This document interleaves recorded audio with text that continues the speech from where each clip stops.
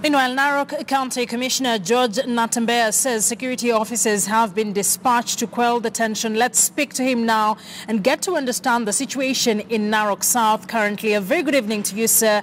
Thank you for agreeing to speak to us here on KTN Primetime News. The latest killings happened just a few hours ago. How would you describe the situation there currently? Thank you, Akisa. The situation in Narok currently is calm.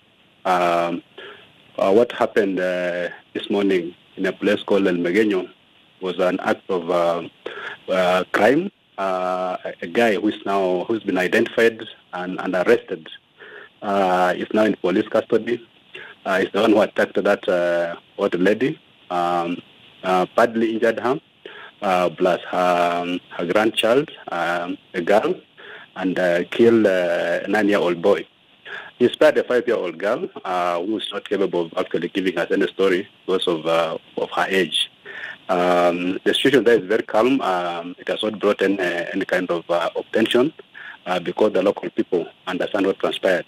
It was not about the ongoing clashes that have been taking place in that area. So this was an isolated case?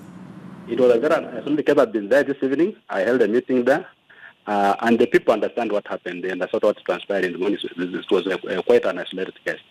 Do you think that even with this, as you describe it as an isolated case, some of the killings we've seen in the past few days have been attributed to incitement on social media and beyond over cattle rustling and, of course, from politicians?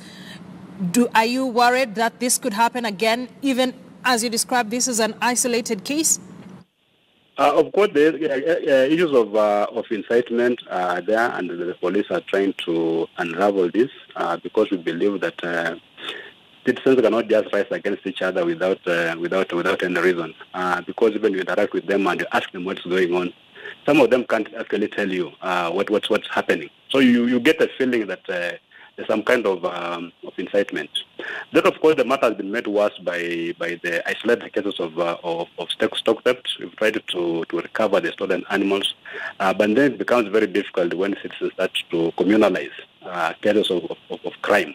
It becomes very difficult to get the perpetrators because they now hide behind their communities.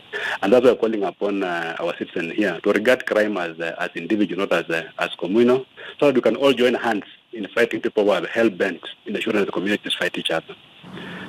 These latest killings, or this spate of killings, have been linked to the latest Mau evictions. Is this what you're hearing on the ground as the County Commissioner of Narok?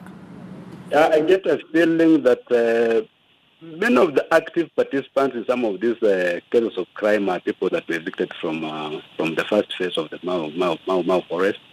And some of them are just hanging around. They have not gone very far, and they believe that if they cause instability in that place, then they may force the government's hand to not to allow them to go back to the forest. I will tell you that just wasting time because this is a project we intended to implement and implement fully. So we want to find out if indeed these fellows are participating in this thing and what their motives are. You get all sorts of stories on the ground, and some of them are actually credible. Thank you for speaking to us here tonight, Natembeya, the Narok County Commissioner, giving